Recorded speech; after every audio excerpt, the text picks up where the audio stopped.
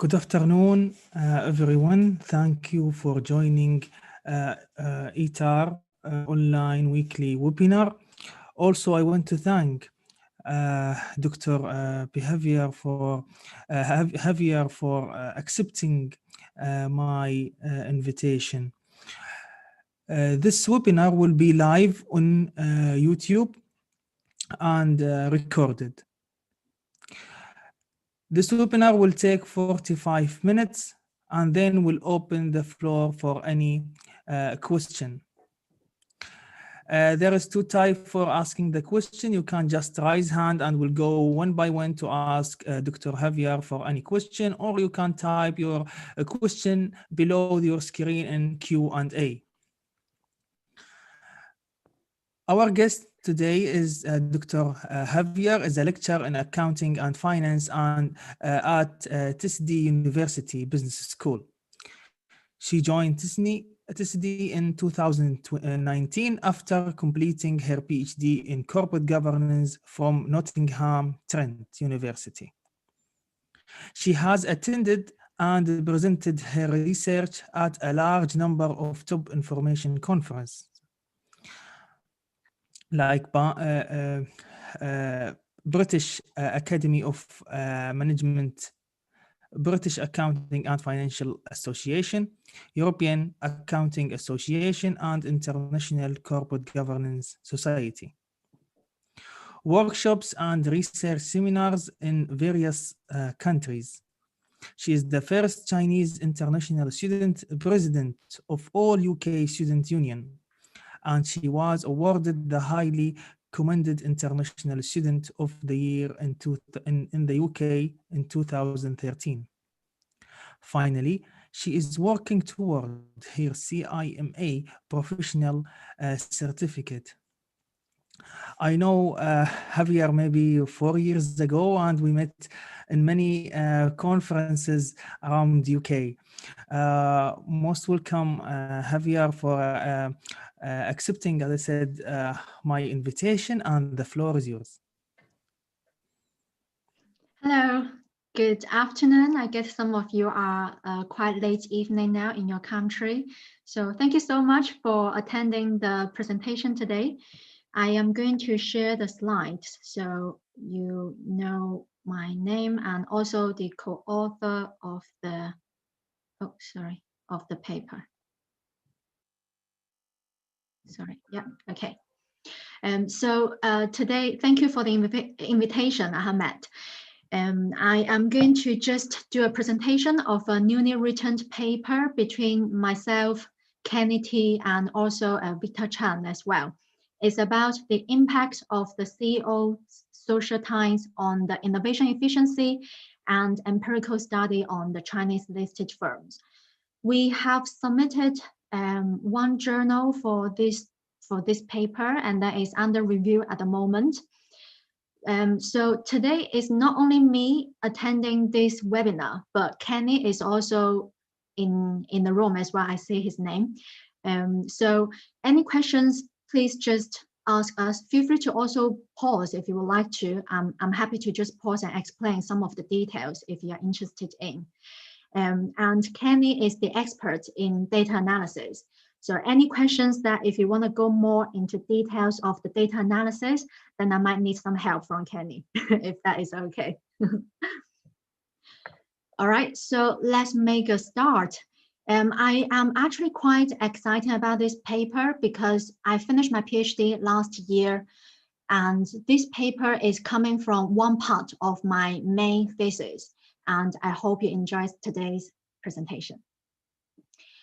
So talking about the topic, right? You know that the keyword is about CEO social ties, it's about innovation, it's about something happening in China, okay? But the main thing is why I chose the innovation, why it's in China. So before that, if you are doing a business subject, you know that we always have something good and something bad. Before talking about something bad, about the innovation, let's talk about the bright side first. So China is arguably the most important industrial producer and manufacturer in the world. Even with the impact of the COVID-19, it's still like we are in the uptrend in terms of the manufacturing. China sells more manufacturing products and services than any other countries. In the last decades, China has advocated for the transformation and development of the manufacturing industry. There is a lot of the industrial policies have put forward the idea of supporting the traditional industries in their move towards the mid and high-end levels of the global value chain. So so we can enhance the innovation capacity in order to make it like a critical during the transformational process, right? So this has been raised in many national agendas. So the popular one will be the 13th five-year national plan, which is focusing on the development of the strategic emerging industries. We are actually just confirmed the new 14th five-year national plan 2 weeks ago. Again, innovation, there's no doubt, is one of the important points within the agenda. So Xi Jinping, the president, comments innovation is primary driving force in promoting the industrial and technological change, structural optimization, and also the upgrading. So following the national plan, China has devoted a considerable amount of the effort to enhancing the technology and innovation. For example, the country spent more than $200 billion on the R&D. It was just in 2017, so not to mention the years after 2017. So this amount represented a level of the innovation investment second only to the United States. So I'm actually I'm from China. I'm really proud of what we are doing at the moment in China. So we have a bright side. We are very keen to develop the innovation in China. However, innovation is always associated with risks, right? If you all know about that, it's very costly, it's very time consuming, and is always involved with the uncertainty, because you don't know once you, let's just say a funding application, right? You apply for it, but you never know what is the successful rate. You might fail, you might succeed, but you are not sure. So the question is, we invested like over $200 billion. Are we just throwing the money for the sake of investing all different projects without thinking about how good of those ideas, what are those ideas about? So throwing money into innovative projects without considering their relative efficiencies may lead to misuse, for example, the corporate resources and a drop in the organizational profit. So to address this concern, the innovation efficiency is important, right? Because if we consider the innovation efficiency, it could potentially enhance the comprehensive strength and also the international competitiveness of the companies. And also we know that for the companies in China, it's not solely the companies that from China, we also have some multinational companies as well. All those companies, if they want to survive in such a competitive environment, they have to innovate. So that is the way that I think about the innovation, the bright side and also the dark side.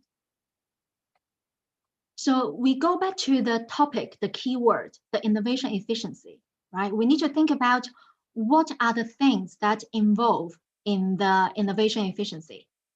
So for example, we know about the outcome, the number of the patent applications that you applied each year of the company, all right? But be careful, they are only the applications. They might fail, we don't know.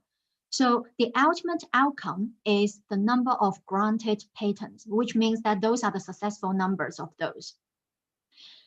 And also how much value of those you can generate from those granted patents after you got them. And also in terms of the output, how much we have to invest, how much effort we have to make in terms of the R&D investment, and also who are the people we're going to recruit, right? How many expertise that we need and how much we're going to pay them in order to have some high-skilled people in the company.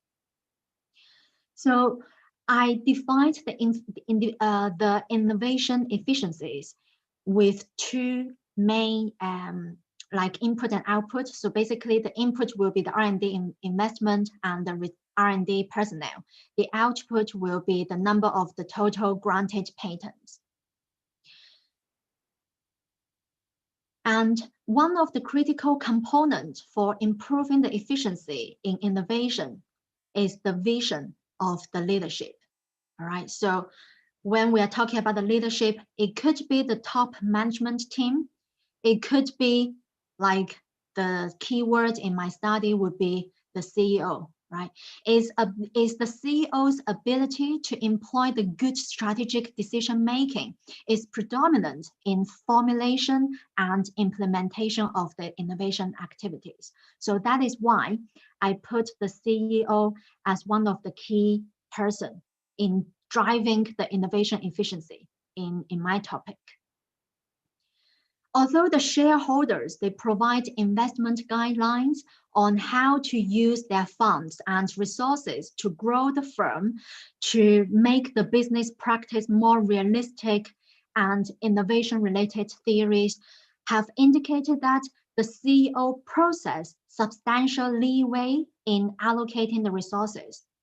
So there are two theories that I applied in my study. So the first one is the social capital.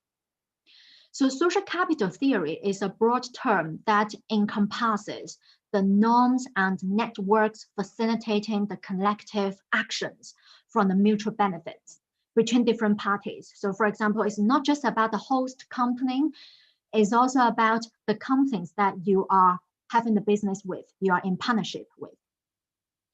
And the other theory that I use in my study is the upper echelon theory. So this theory states that organizational outcomes, so outcome is the output in our study, is the number of the granted patents, are partially predicted by managerial background characteristics of the top level management team, for example, CEO in this case. So the CEO influences the strategic decisions, for example, innovation, and how a company achieves its strategy along with the organizational activities like the R&D investment, the recruitment of the R&D personnel, and also don't forget, for the innovation, it's not just about the number of the granted patents. It could also be the new strategies or new services plans for the company. But here, for my study, I will evaluate only the granted patents as the output for all those investments, for all those recruitment for the experts. And because of those, there are many authors, many studies, they have investigated the impact of the characteristics of the CEO. For example, like those studies I listed here, they talk about the impact of the CEO's age, CEO's background, overseas experience, their genders, whether or not the female CEO will make a huge impact in different directions compared to the male CEO, something like that. And there is also another stream of the literature review, only talk about the innovation efficiencies. So for example, those listed studies, they talk about how people measure the innovations, what are the input and outputs, and how those innovation efficiencies can potentially enhance the performance of the companies. So there are many studies in place already. However, I must say, I haven't seen any studies, they try to link these two together, all right? So you might see there are studies talk about the CEO characteristics influence the innovation. You might see the studies talk about innovation by measuring solely the patents applications or the R&D investment or the ratios, like for example, using the R&D investments divided by the total assets or the total sales, etc. But I hardly see any studies that talk about the impact of the CEO characteristics on the innovation efficiency. So that is why I come with my research aim is to examine the relationship between the CEO's social ties, particularly the political and interlocking connections and the innovation efficiency, and also the interactive effects between the CEO's political and interlocking connections on this relationship among the Chinese listed firms. So that is my aim.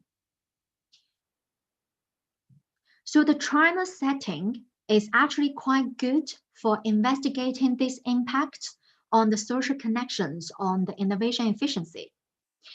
Especially when you know that the guanxi, the relationship, is actually a key in China, which I'm going to explain later.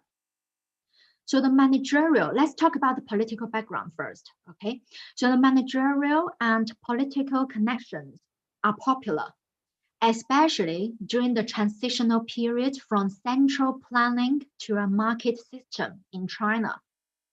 So in this study, politically connected CEO acts as a mechanism to increase the access to the government resources and reduce the external uncertainty. I'm not sure how much you know about the Chinese company structure in like the history about that. So originally, all the companies in China, they are state-owned. So most of them, they are state-owned, managed and controlled by the central government. And because of the, like we have the open policies, then we opened 2 stock exchange since 1990 and 1991. Then we started to attract more foreign investment into China. And we also try to raise funds between the companies domestically in China as well. So there are many studies that talk about that if you have a good relationship with the government, or if your like board of directors, if you have 1 or 2 members, they have a good connections with the government, it could potentially have some internal information to share. So for example, you might get the advantage to know some of the information from the government, like for example, the new policies in place to encourage the innovation, or any potential collaborations between the firms and foreign firms, etc. So if the company board of directors, including the CEO, has a good political connections or with the background, then potentially can have more resources for the firms that they serve at the moment. So that is why I think about the social tie with the politicians could be the key. And the second one is the interlocking directorates. So this one is about whether or not the CEO has a connection or is also serving other external firms at the same time when he is a CEO in one company. So I suggest, okay, I propose that when a CEO who sits on multiple outside boards, the connections are established with other companies. With this kind of connections, will potentially create a channel to turn the information into benefits for their own company. There is actually a very interesting saying. Let's say it's a saying. If, for example, all the companies, they are making the risks, right? They are making the same move, doing the same risky projects. They actually will reduce the risk level of that particular project because everybody is doing that. If you fail, everyone fails. So there's no win, no lose. So that is why the more like outside board directorship that you have, the more information you receive, and it tend to like you have a mutual agreement between different companies.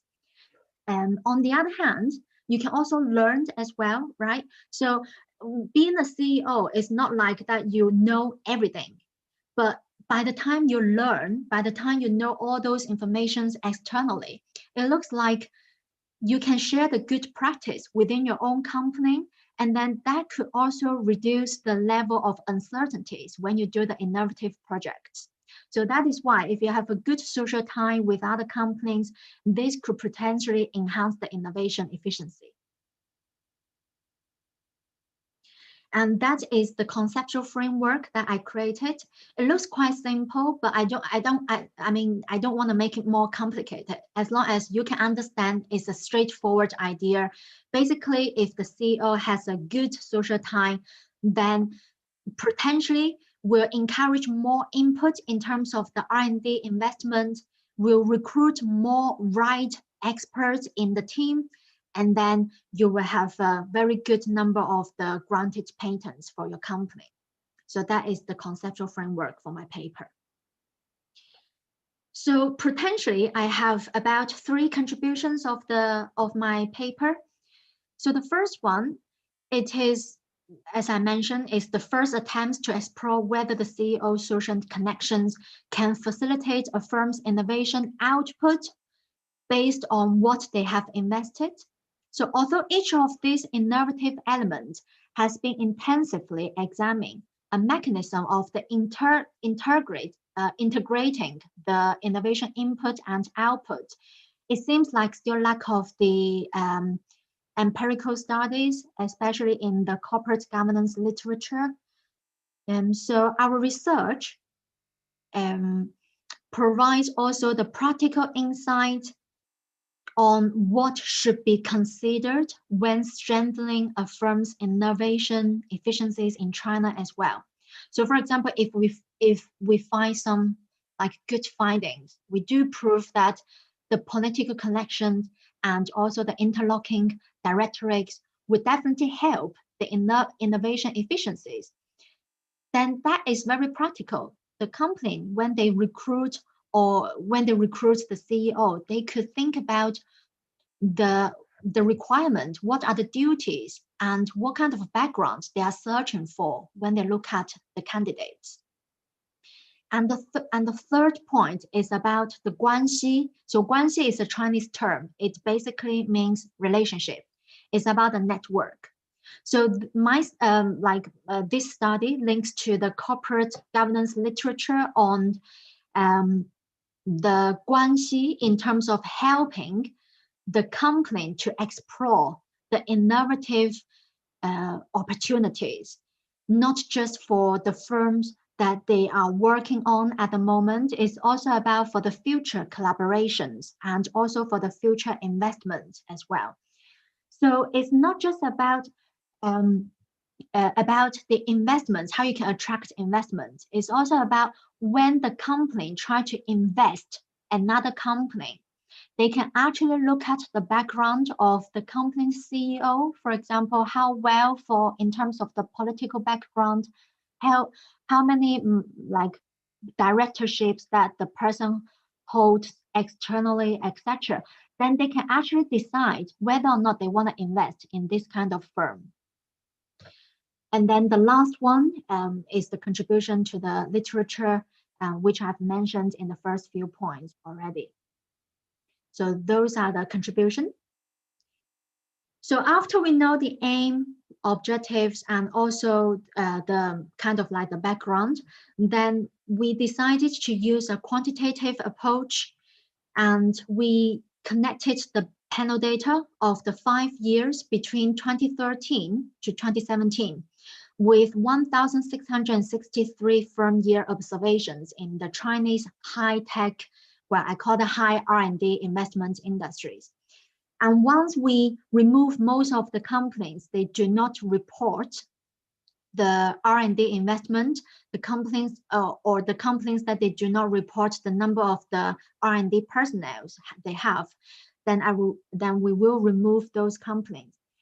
So most of our observations, most of our sample companies, they are actually based in the IT and the manufacturing industry. So our data, they are coming from these three databases. CISMAR, if you know about this database, is quite famous. Many studies, they use this database as well. CIPO, so this one, most of our, the number of the granted patents, they're actually coming from this database as well. It updates like on a yearly basis as well. It's very reliable. And for any missing data, for example, some of the database, they might not report all of the like board of directors data or the total assets data, then I will manually collect all those data from the company's annual report. And once we get all those data ready, then we use two approaches to run the regression. But we have two phases. The first phase, we have to work out the efficiency scores first. There are many ways to work out the efficiency scores, but for our study, we use the data development analysis. It's called the DEA approach. So we have three variables. As I mentioned, the output will be the number of the this is a typo. So it's not the patent application, it's the number of the patents granted by the office, by the CIPO office. And the second one is the two inputs, which are the R&D investment and R&D personnel. So after we work out the score, then the innovation efficiency will become the dependent variable in the econometric modeling here to run the regression. So here we use the system GMM to try to minimize the endogeneity and also the over-identifications, all those issues. So I found the system GMM is actually kind of dealing with many issues together at the same time. And it actually reduced a lot of jobs to run different, for example, instrumental variables, etc. So that is why we use the system GMM to run the regression. Here is the list of the variables we use in the study. We try to be comprehensive, to be honest, because the first time when we submitted this paper to a journal, we had a question says that there are many people, there are many studies that talk about the CEO characteristics already. So what is the uniqueness of our study? Well, I must say that we try to include all those variables, for example, the education level, gender, age, professional qualification, etc. But the key thing for us is the social time. If you see here, is the interlocking CEO, political CEO, and also the number of the interlock directorship as well. So our key is the top ones here. So that is why we put all those other characteristics in the control variables. So in the descriptive statistics, you can see this table here. I will leave you to maybe go back to the YouTube video, then you can pause and have a look in detail.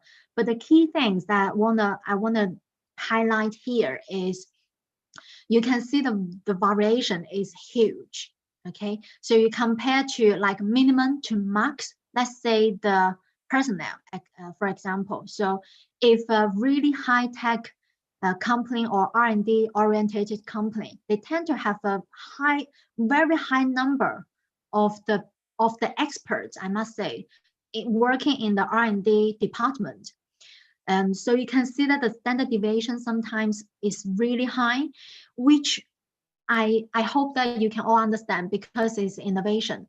So some of the companies that are really extreme, some of the companies, although they still report, but it again depends on the stage of the company. If they are newly established, it takes them time to develop, right? As I mentioned, the dark side of innovation is it takes time. and it's costly. So the company must plan for it as well. And for this one, I wanted to also highlight, apart from solely using the CEO characteristics and innovation, I also use the zones. All right. So the zones, what I mean is I divide the sample company into the economic geographic. For example, zone 1 is the company that they are not in the economic geographic. So for example, what that means is if they do not have, for example, a lot of intensive R&D programs in those developed cities in China. So in the zone 1 is the Bohai Gulf. So the cities, for example, Beijing, Hebei, Shanghai, they are all based in zone 1. Zone 2 is the Yangtze River Delta. So this will be, so zone 1 is only including the Beijing, Shandong, not Shanghai, sorry. Beijing, Shandong, Hebei, Liaoning, and Tianjin. For zone 2 will be the Shanghai, Jiangsu, and Zhejiang. And for the zone 3 will be the Pearl River Delta. So this is where my hometown based is in Guangdong and Fujian. And you can see that in our example, a lot of companies, for example, CEO duality, political CEOs, they tend to be orientated in zone 1 particularly. As you can see, right? Beijing is the capital. Of course, you will expect that there is a high number of the politicians in Beijing. And then for the people, for example, in the southern part of China, if you know about the history, China, the southern part is mainly for the foreign business trading, and it's because also geographically is quite far away from the capital. So they tend to have less politicians in that area as well. So those are the summaries of my data. And then after I run the regression analysis, the first point I have is to measure the power of the CEO. Okay, so from this graph, you can see that the political CEO, the interlocking CEO, they both have the positive and significant relationship towards to the innovation efficiency. So this means if the company, the CEO has political background, or they hold multiple external board membership, directorships, it tends to give the benefits to the innovation in the company they are sitting in as the CEO. All right. So this actually gives us confidence to move on and give a little bit further analysis. So that is why we come to the interaction effects of the social ties on the innovation efficiency. Of course, there are many variables, but it's the same as the slides I showed previous slides, but I just wanted to make sure that it's clear. So you can see that after we introduced 2 interactive variables here, it tends to prove our support our hypothesis to say that the political CEO and interlocking directorship can actually interactively affecting the innovation efficiencies in the Chinese company. Funny enough, the more directorships you have externally in other companies, the better. Well, it's not across all zones, but particularly for zone 2 and zone 3 for sure. But in general, there is a positive and significant relationship. So after that, when we submitted to a journal, the editor also questioned, since the political environment is so important in China, how about the state ownership of the company? How important they are to affect the innovation efficiency? So that was actually a very good comment. And because of that, in our study, we also run this regression as well. So we also separate the groups into divided the sample companies into two groups. One is the state-owned enterprises here, SOEs here, and then the other one is the non-state-owned enterprises. Then you can see that across all those 4 different zones, non-state-owned enterprises, they are in majority. All right, so it also proves that the decentralization, privatization in China is working after decades that the government try to encourage more companies to have different shareholders in their ownership structure. So we then run the regression model again. All right, so to be simple, all right, of course, the control variables, they are all the same, but I don't want to include because the photo would be massive, would be long. Then we can see that before we introduce the interaction variable, if we solely include the political CEO and the interlocking CEO, we see that the political CEO for both the state-owned and the non-state-owned enterprises, they tend to have significant and positive innovation efficiency. However, for the interlocking CEO, it works better. It has a significant and positive relationship associated with the innovation efficiency.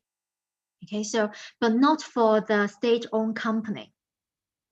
When we introduce the 2 interaction variables here, then it tends to confirm that the social ties of the CEOs have important and significant and positive relationship to the innovation efficiencies in the non-state-owned enterprises. So this is a key contribution to our studies.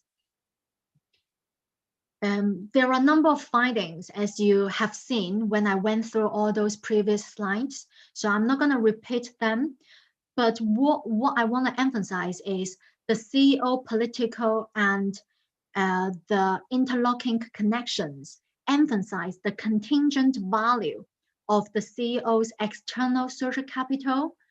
So you can imagine, if I go back to this slide, if the companies, they are the non-state-owned enterprises, which means that they have disadvantage when they compare to the state-owned enterprises. If that is the case, then they might need to have someone like the CEO to have a better political connections. Even they are retired from the government, even they are not personally connected, but they have a good connections. For example, they know some friends or their relatives, they are working or they are from the government. That could potentially help. It actually can also help the non-state-owned companies to learn as well, so they can catch up with some of the well-established high-tech companies that have strong connections with the state, with the state or the central government, or even the local authorities as well. So that is our study. And here are some of the ways that you can contact me. I know some of you already asked me on Facebook, so I really appreciate that. Thank you so much. You can also follow me on Twitter at Javier Chen. So Javier is my English name. So my real name, the Chinese name is Xihui Chen. But you can find me for both. People call me Javier, and there are people call me Xihui as well. I know that some of you also add me on LinkedIn as well. So thank you again, Ahmed, because your promotion of this event, so many people get to know me as well. So thank you so much. And I will hand over to Dr. Ahmed. Thank you so much, Javier, for your very good presentation and informative information. I really like your presentation, and really I like actually many presenters, they take long time in introduction and in the literature. However, you take the big part in analysis, which is the interesting part for most of the researcher, to know what is the story behind your topic, to know what's the implication, or why do you need the reader to read your paper, and what's the contribution? So thank you so much. It's really interesting paper, and I really like it. Also, now we'll open the floor for any question. Anyone have any question, please raise your hand, and we'll go one by one to ask Dr. Javier for any of your question. Also, you can type your question in Q&A, and we'll go one by one to answer them. Dr. Javier, also I want to welcome Dr. Kenny T in this webinar. I have some actually some questions. Let me start, and then we'll go with the audience question. Javier, you said there is a relationship between a CEO and innovation. So why you hypothesize there are there is this relationship based on what? So I didn't see, for example, in your paper any theories, or you related in one or two or three of key authors, so to rely on their paper. So I totally agreed that maybe you are talking about the political here in Gulf. For example, I have one paper, so we call it, for example, royal connections, and there is multi names for this political connections. So there is papers talk about the same topic, not the same idea, but I meant why you didn't rely in any key author for your hypothesis and theory. Okay, so if you can see my slides, I just share the screen again. So we use two theories in the study at the moment. So one is the social capital theory, as you see here, and one is the upper echelon theory.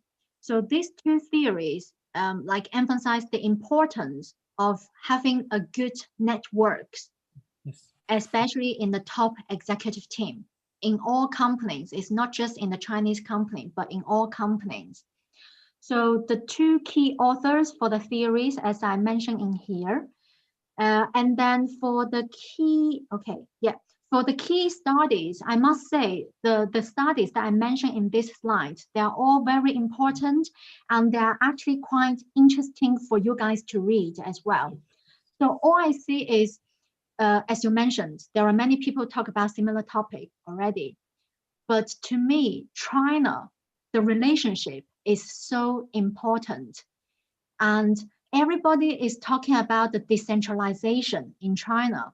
So I wonder, after the decades, is the relationship still important for the company? And especially the CEO is the head of the company, is like the driving force for everything, is the key decision maker. So that is why I just try to combine all those literature ideas together, and I come up with this research aim, and also to try to examine the relationship.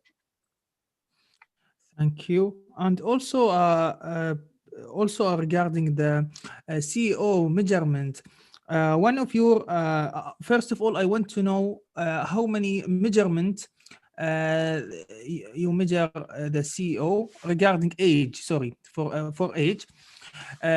So as I think I saw one of them is below 40, then between 40 and 50, 50 to 60, and then 60, yes, above 60. So based on what that you make those zones or those groups, let's say, is there any study that did the same? This is first question. The same thing. What is the other type of measurement for CEO in age that you did use? Okay, so maybe let me come to your first question. It's about the age of the CEO, right? So the reason I group them is just solely because of whatever is available in the database. And the table here is to give the people a full picture about the CEO characteristics in China. But it doesn't mean that I put all those variables in the regression model. Mm-hmm. So this is just a summary statistics, but it's So not like, yeah. You didn't use them? No, so for the age, I will only use one age variable. So in the regression, for example, the age is like including all, I didn't divide them into groups. So because how you measure it? How you measure age, Javier? How you measure it? So it is how old is the CEO? Divided by what? No, I don't divide anything. It's just like how old is the person. If the person is 56 years old, then it's a 56 in terms of the variable. Yeah. Okay. Yeah.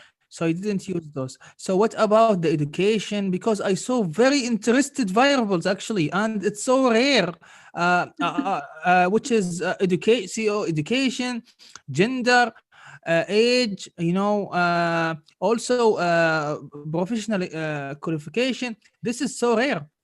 So like it's not anybody can find those information. Well, Again, as I said, if you go back to the studies I put in my slide, actually those studies, those variables, the ideas are coming from the previous literature as well. But the reason I use them, I can give you the reason. For example, the CEO education level. When we are talking about the innovation and the level of the understanding of different logic, the education level could potentially affect the decision-making of the CEO. Especially if we talk about the professional qualification.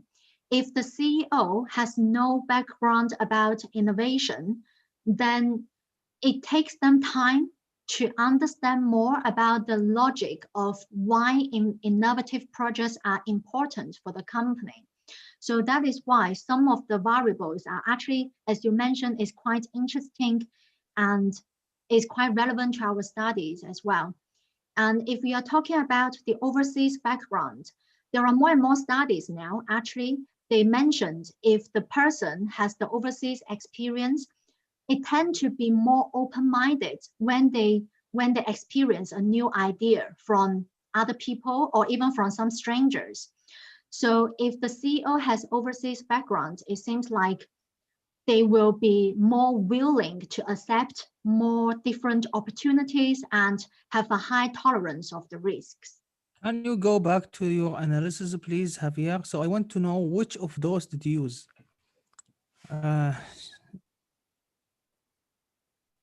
So you use age, diversity, education, gender. So good.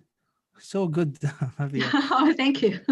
Yeah. Also, the last question I want to ask you: Have you tested heterogeneity and causality problems? Okay, so when you talk about this question, I would just refer to the system GMM.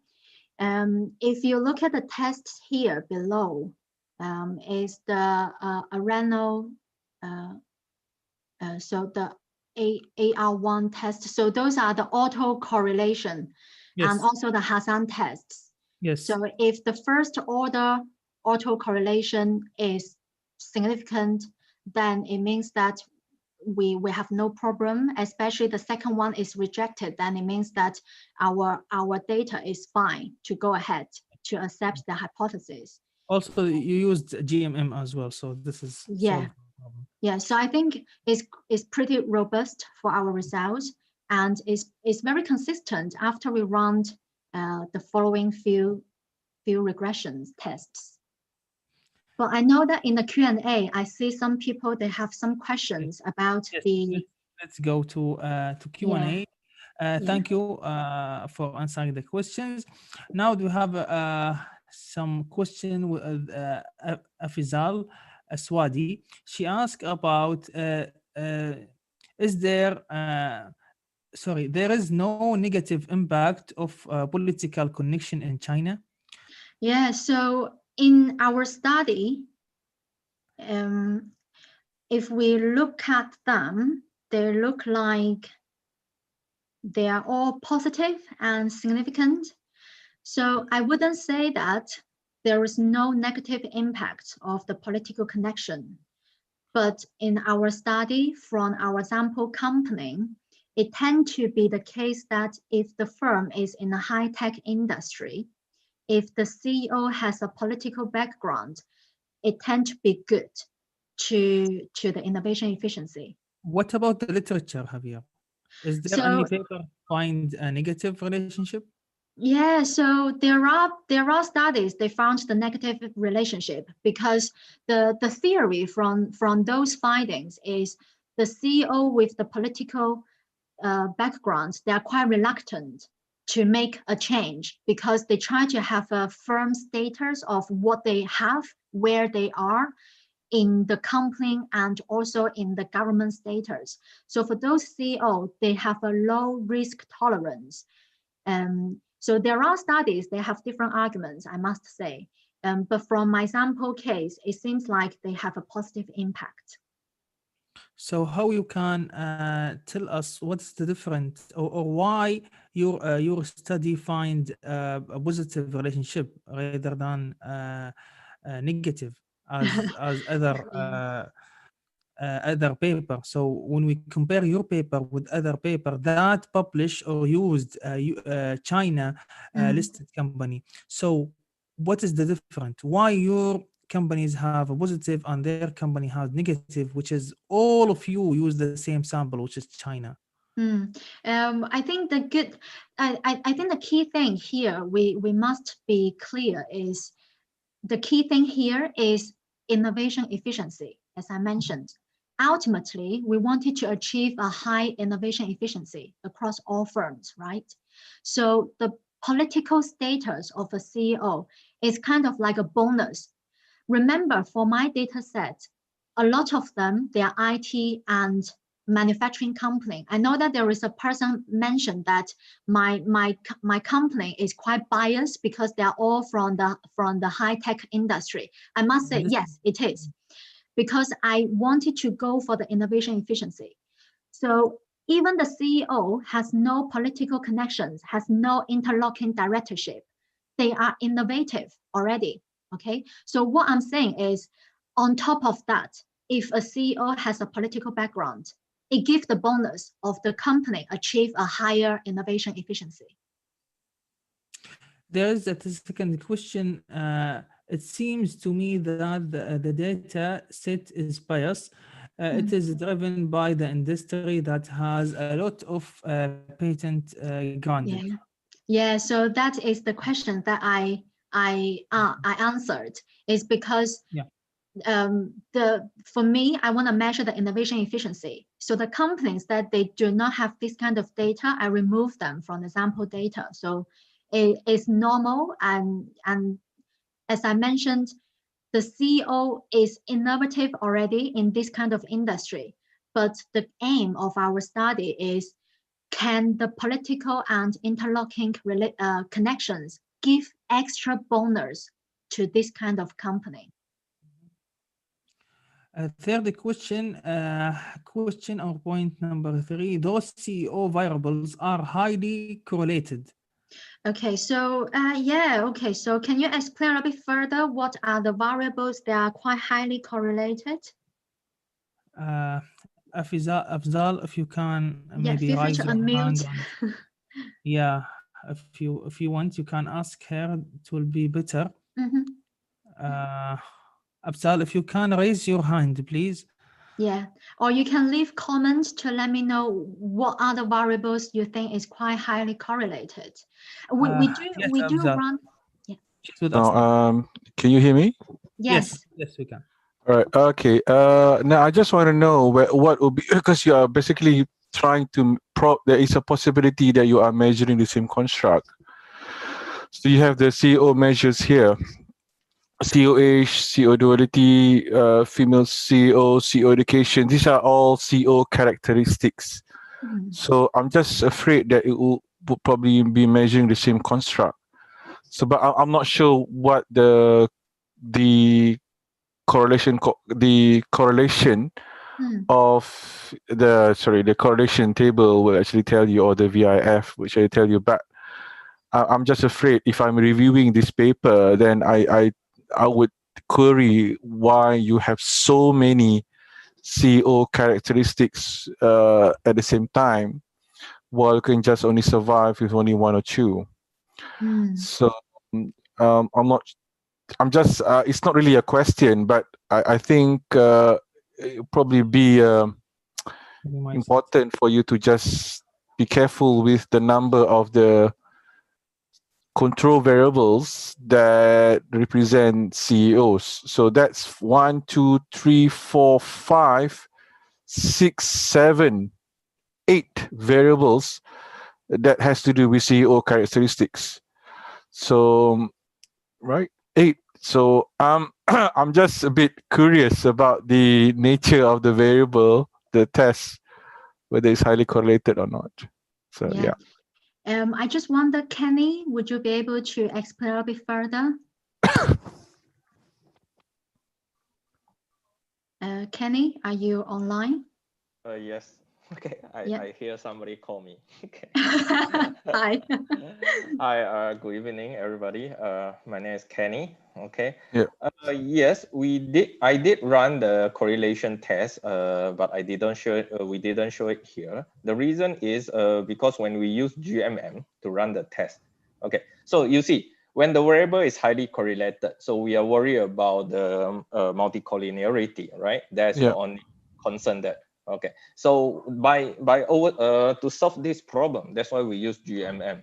Okay, GMM we will have the instrument already, so to deal with multicollinearity. Okay, so that wouldn't be a problem anymore. Okay, if there is like the high correlation among independent variables. See, is the reason. So why just following up for that particular question, why not just use panel data and just try to use instruments? Because actually SGMM is much better than OLS with the 2 SLS. I know you are talking about using 2 SLS or 3 SLS, right, to deal with multicollinearity. But you see, SGMM itself solves the problem of multicollinearity as well as the causality, okay, in terms of statistics. Yeah, that's why we do not need to use OLS or and 2 SLS anymore. Have you actually tried it and you see what the results differ? I didn't try the OLS and 2 SLS. Honestly, I've been getting used to GMM so far. Yeah. Okay. Maybe I can also comment. If you have doubts, okay, if you question about the results might be different if we use the OLS or 2 SLS or 3 SLS. I suggest you to read a paper. Is Windsor, I think it's called Windsor Key in 2012. So for that study, they use all different regression models to run the results. So feel free to go back to have a look at that. And it actually explains a lot about the advantage of using the system GMM. It's basically the system GMM, including all the OLS or 2 SLS. So please go back to have a look at that article. It gives you a lot of insight in terms of this regression analysis. So I hope that helped.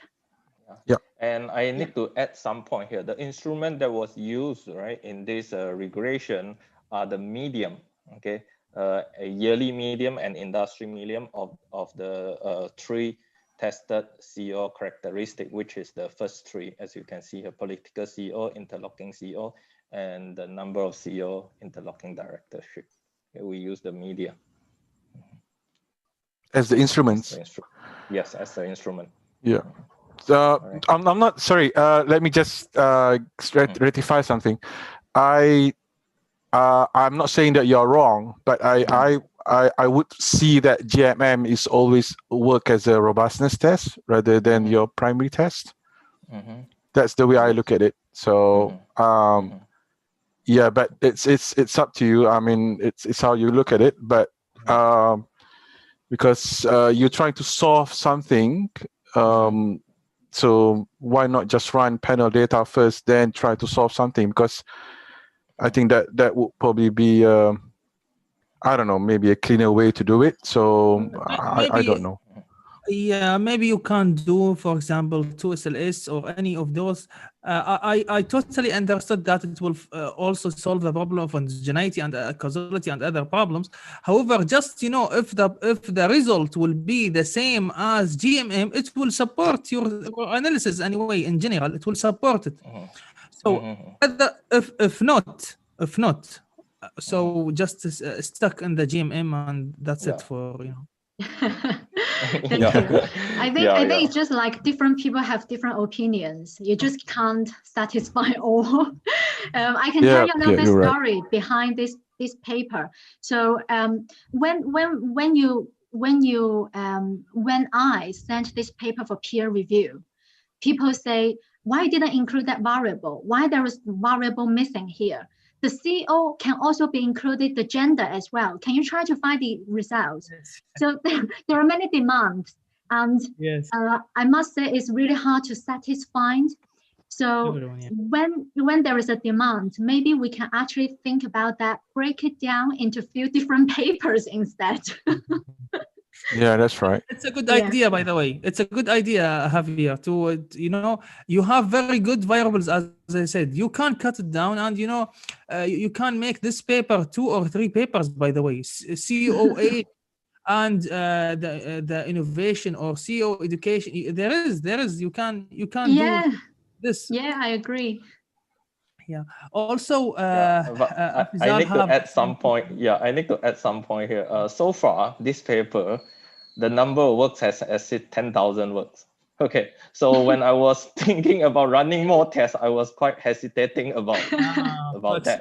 Because this is quite which journal did you send it to? So far, we are sending to journal. Is it Business Research? GBR? Yeah, Journal of Business Research. Oh, okay, GBR. Okay. Yeah. GBR. Yeah, you probably need to cut things down from there. We actually have to cut things. So we couldn't run any more tests. Is because this is quite too much already. I review paper for them, so. Thank you. That's good. Good to have I review paper. I've reviewed maybe 2 or 3 GBRs. All right. In my career, Right. So it's very good to have your comment then. The question number 4 is the interlocking CEO times number of CEO interlocking is missing. Is that missing, or you're not showing it? You mean on which table? Is it this table or? Okay, I think I'm not sure. One of your interaction variables, interaction term. Okay, so we got this one here.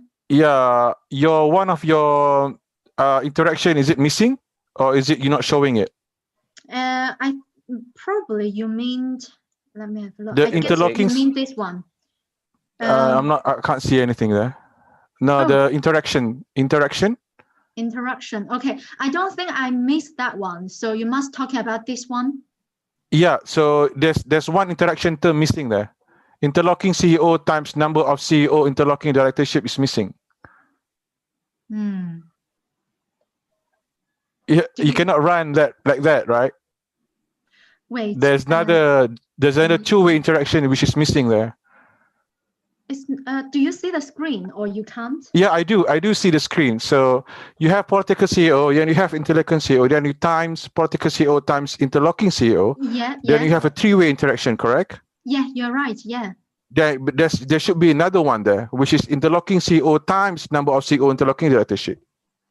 Okay. Without the political CEO, right? You're talking about. No. Yeah. Is that missing, or you're not showing it to me? So actually, I believe if I'm not included, that means it's not significant. Yeah, that's why it's. But it is in the regression. It's not in the regression. It's not in the regression. You cannot do that. How are you supposed to interpret the 3-way interaction when you don't have interlocking CEO times number of CEO interlocking directorship? Actually, the reason is we want to see how political CEO was mediated by this variable. That's why we are not testing on the interlocking CEO. See, we are looking No, at how So you have a three-way interaction terms there, correct? Yes. You're right. Am I right? You're right. Yeah. So you have a two-way interaction there, political CEO times interlocking CEO, but you don't have a two-way interaction, interlocking CEO times number of CEO interlocking directorship. I think I understand what you mean now. You mean the order when we run the regression model, isn't it? Yeah, so you need to have that in order for the three-way interaction to be valid. Sure. Perhaps, Kenny, we can have a talk after today's session. I understand what you mean now. It's the logic of the regression running. Yeah, so that's, I thought it's missing. I thought it is missing. You're right. Thank you for the good point. Yeah. No problem. Thank you. No problem. Yeah. Then I have another question there. You go to table 8. Okay. Yeah. So again, it's similar problem. Yeah. I don't know, but okay. But see, for example, the table 7 and table 8, you need to run a coefficient test, a difference of coefficient test. So you are saying that it is significant and it's insignificant, right? So you're saying that, I think you are referring to the 0.29. 0.29 coefficient, and it is significant, while for state or enterprise is insignificant. Am I right? Yes, you look at table 7, interlocking CEO. Yeah. So you say that non-state-owned enterprise is significant, but the SOE is insignificant, correct? Yes, you're right. Yeah, but you can't stop there. You need to do a difference of coefficient test. All right. Okay. Yeah.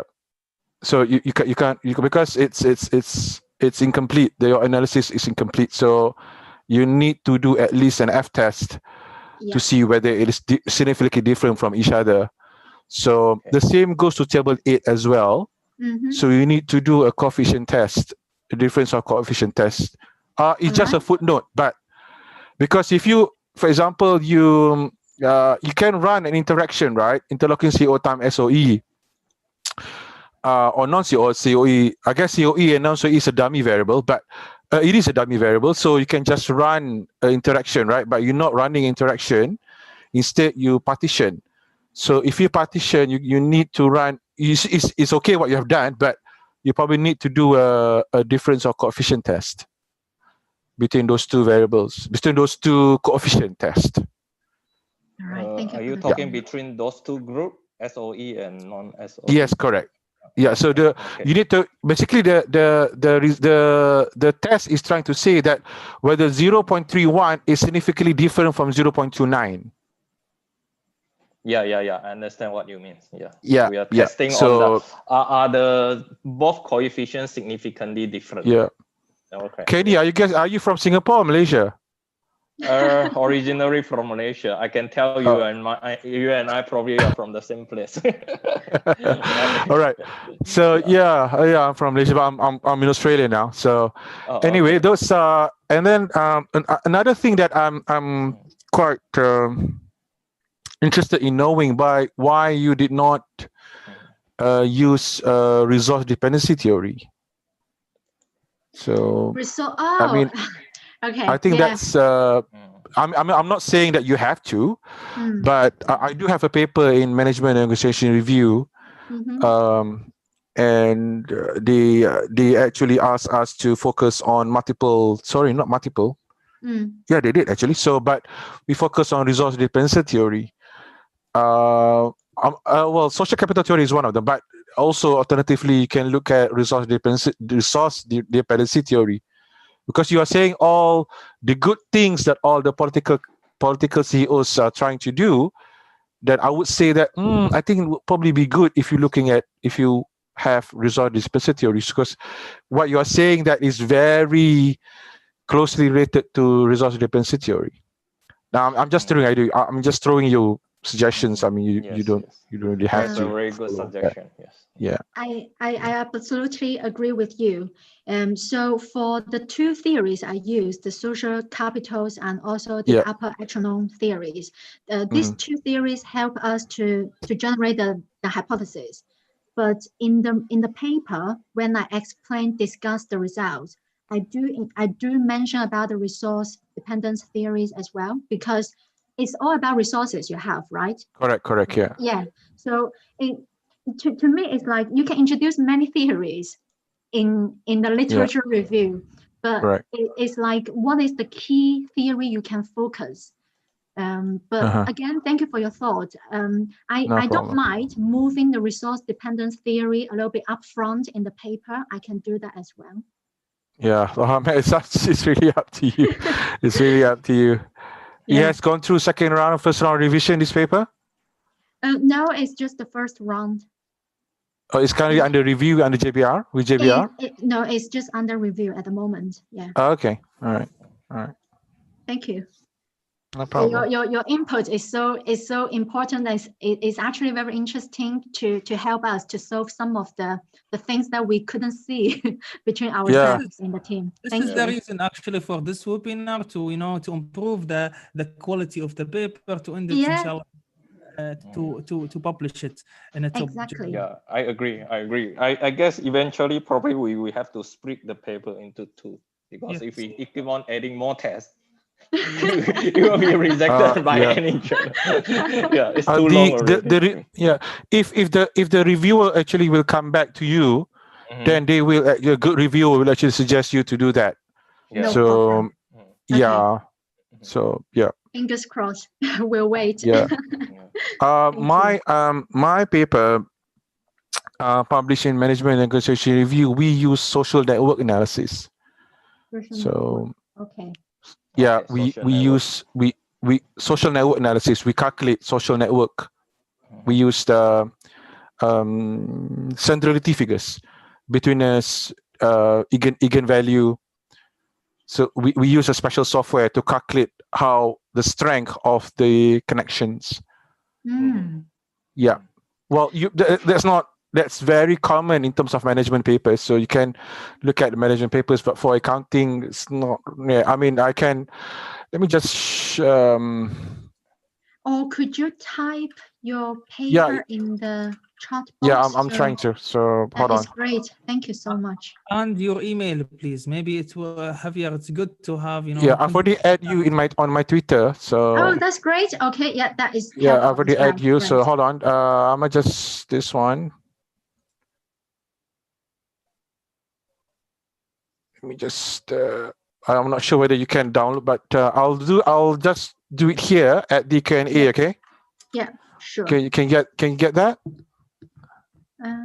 Let me see. Where's the comment? Can you just click that? I mean, you cannot. Yes, it's Let me go to the chat. You put it in Q&A. I can't. I put it in Q&A. Sorry, I put it in Q&A. Oh, you put it in the Q&A. Okay, let me have a look. Yeah, that's the only way I can. You can't put it in chat. How I put it? No, I put it. Oh yeah, I see. I see that. Yeah. Great. Yeah. Thank you. I will have a look definitely tonight. Yeah. So we use social network analysis and Yeah, for the earning quality. Oh, in Malaysia. Okay. Yeah, Kelly, you can also read about this article about your country as well. All right. Thank you. Thank you, Afizal. Thank you so much for your comments. It's really thank you. Important, and I think it will improve their paper quality. Thank you so much, and hope to continue being with us here in ITAR webinars. Thank you. Shall we go to the next question? Or yes.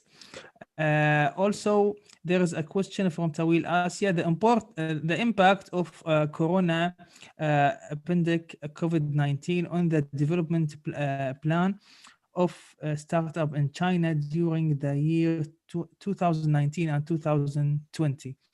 I think she asked about why you didn't include COVID-19 because in China, so why you didn't include it? So what are the steps to boosting a secure loan for startups and boosting collective business launch and innovation in China? Yeah, this is a very timely question, I must say. So for our study, it's about the yearly data. So the data of the company has not shown up yet until the end of this year. So we cannot possibly do a test until next year, unless you are doing like a daily test, then it's another case. Yes. But in terms of the situation in China, I would say this year or even the next few years is a recovering period. Everybody is recovering from this pandemic. We suffer, I must say. China, I'm really proud that it looks like the people's life are getting back to normal. Wearing a mask is not compulsory in most of the environment, in the public sectors, etc. And we do tests. So for example, if in a city there is one positive case appears, the population of the whole city will do the test and try to find out the case. So I must say that maybe the recovery stage in China will be faster than other countries, which I don't know. But there is one thing that I am sure is the speed of innovation is not slowed down at the moment. I must say we are still innovating, we are still facilitating all those projects in place in China. One example I can think of, if you think about Tesla, the driverless car, they are having manufacturers in Shanghai as well. They are actually generating many investments in China, and they are producing a lot of cars as well. They have a good sales in China as well. So there are many things happening in China, but the key thing is for the innovation is no matter what happens, it won't stop. Innovation is not just about the patents. It's not just about the applications of the patents. It's also about, even we are going through the pandemic, how you can be innovative, how you can improvise. So for example, in the luxury brands like Gucci, like Chanel and Burberry, they make masks as well. I say that is an innovative approach for their business as well. So it's never stop. But in terms of the step in the national level, better to just look at some of the newses from China, like the China Daily News as well, so they can give you more insights as well. So thank you very much for the question. Thank you. Also, there is a question from Shakila Halim. Hi, what degrees are included in professional qualification? Okay, so for this one, I will share with you the screen again. In the definition, go on. I don't think you put it in your slides. Yeah, it takes time. No, I did. Professional qualification. Let's have a look. Okay. Okay. So this one for the CEO's professional qualified. So if I don't remember it wrong, so the professional qualification is like if the CEO has been, for example, qualified in finance, qualified in engineering, qualified in innovation. I can add some point here. Basically, okay, I'm the one who did the database. So this database is easily available from I forgot, it's CMRS, right? So yes. So in the variable, there's one variable is mentioned that whether the CEO has like for example ACCA, CFA, or some CPA or the lawyer legal certificate or certified. So if the CEO has such a things, then we consider that CEO is a professional professional qualification. Basically use dummy if they have any of those professional. It's a dummy. Otherwise zero. What about the education level? So you, as you put here, when if they have undergraduate degree, so bachelor, otherwise zero. So what about master and PhD, or maybe some other degrees? We consider so why them you put all. Just one and I zero. don't know. This is this is my first time, based on my study and these and whole papers that I read. This is my first time I saw a paper that measure education level just by bachelor degree. So you use 0 if they have an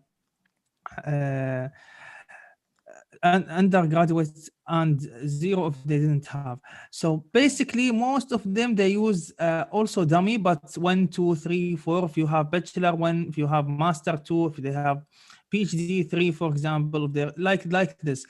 Also maybe they have a bachelor degree, but the question in which major, for example, in chemical, but you most of your businesses or firms in business, or maybe do you know where I come from? So I meant if he's a CEO, so the good degree for him is, or for her, is business, let's say, is some of this, but engineering, for example, or he's a doctor in hospital, for example, this is maybe you can't put 0 of this and 1 of in business measurement, as I saw in other papers. I agree with you. Actually, for control variable, we can include 1,000, 1,000,000 different control variable. So I just briefly pick some variable that I think which are relevant and important. Okay. Yeah, so it's important. I am talking about measurement. I am not. If I want to be specific Go on. If I want to be specific into certain area, that could come up with another paper, like how CEO education affect the firm performance. See, that will be another story. So that's why for control variable, I just try to control that. I got your point, but if you see any other paper that publish in 3 or 4 star and they use same measurement, go ahead, no worries. But as I know, I didn't see any paper based on my reading that measure education level by undergrad only. This is my first time I read this. I don't know, as I said, if you, Javier, or you, Kenny, if you read any paper that measure education level just by bachelor degree, please send it to me. I want to read it for my information. Okay. Yeah, sure. No problem. Yeah, I will also keep an eye on those as well. Sure. Also have a question by Mohammed Jinahi. Yeah. Hi, thank you for this very interesting paper. Have you tried a CEO transition analysis? This is what is the effect when firms change from a CEO with a low political connection to a CEO with a strong CEO political connection, or vice versa. So for the first question is no, I have not tried a CEO transition analysis, but I do know that there are papers in place that to measure the change once a CEO has announced that we're going to make a new CEO, etc. And there are studies, they do measure about the stock exchange. How, for example, once they make the announcement, what will be the share price look like in the market? But in our case is not, so I haven't looked at this data as well. So thank you so much. Also have another question. Have you controlled for board political connections? Yeah, so for our study, we didn't control the board political connection. We only used the state ownership as one of the controlling variables. So for the board political connection, I must also say that is about the limitation of the data. So not many, I haven't got many data that including all the political connections for all the board members, but I must say that the connections of the CEO is very detailed and fully reports in all my sample companies. So I do not want to reduce the sample size again, and I do not want to create more bias in our results. So I didn't consider about that. But if you talk about the paper, the published journal articles in general, there are studies that talk about the board political connections, but I think for those papers, they are mainly focused on the top management team. But for our paper, again, is solely about the CEO social ties. So I hope that helped. Thank you. Thank you. I know you, Javier and Kenny, if anyone asks you for another analysis, both of you laugh, no more analysis. That's enough. I really hope people can like our ideas rather than the analysis of the whole. Actually, you know, we can keep. I mean, like we can keep on adding more and more tests. But the thing is, we have to focus on the central point of this paper, which is the impact of how CEO, like social network, impact on the firm performance.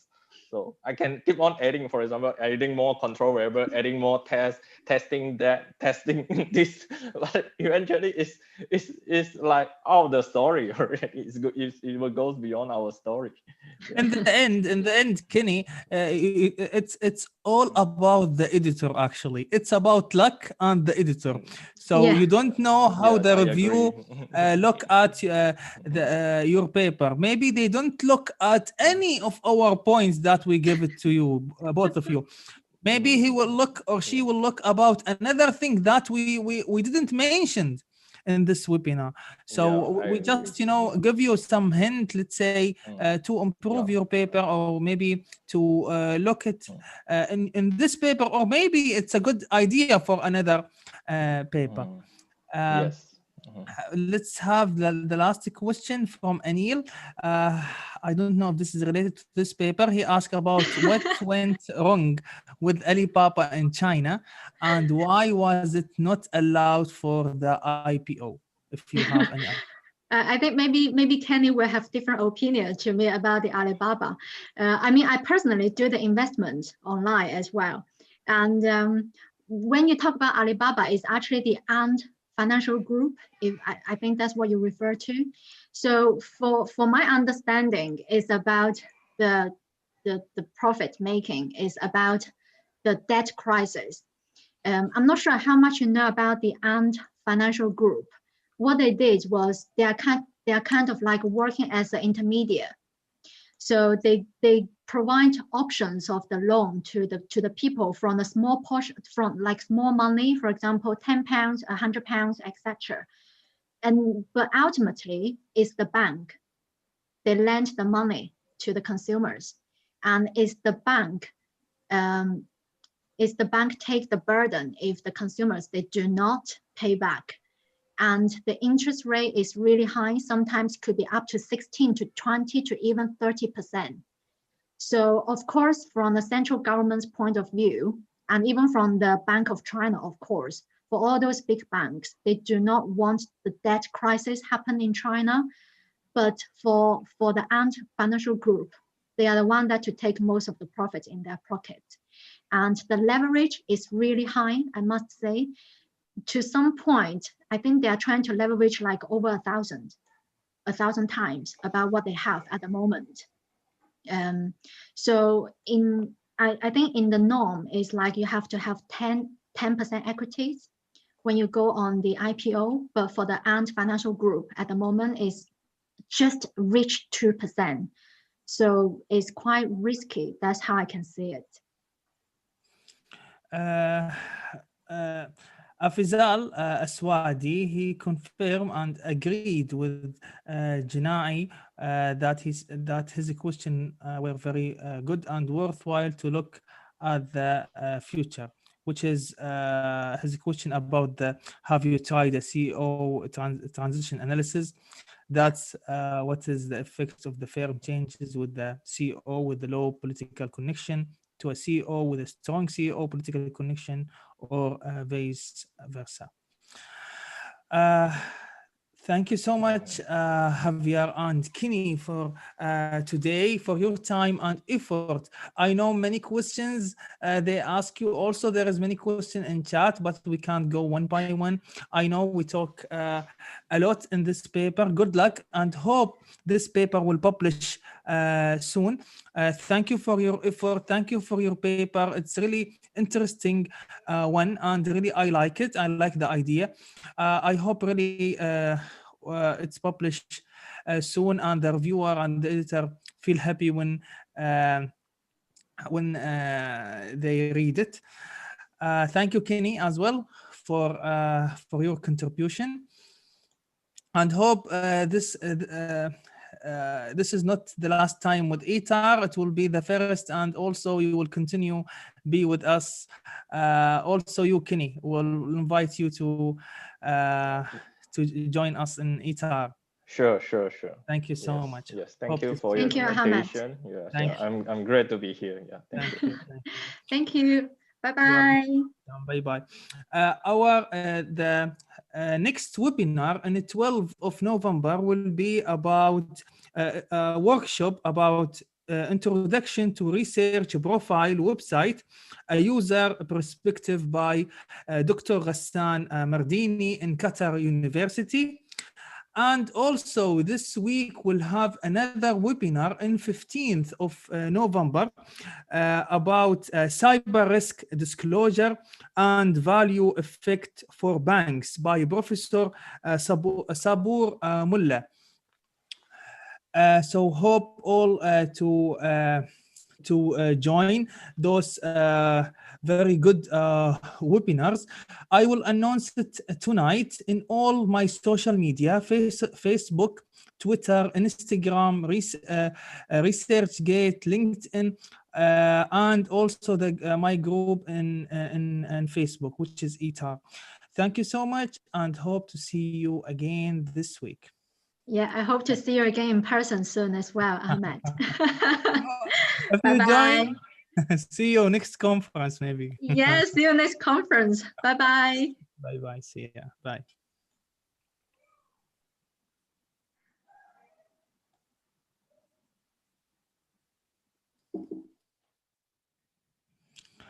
Thank you all for joining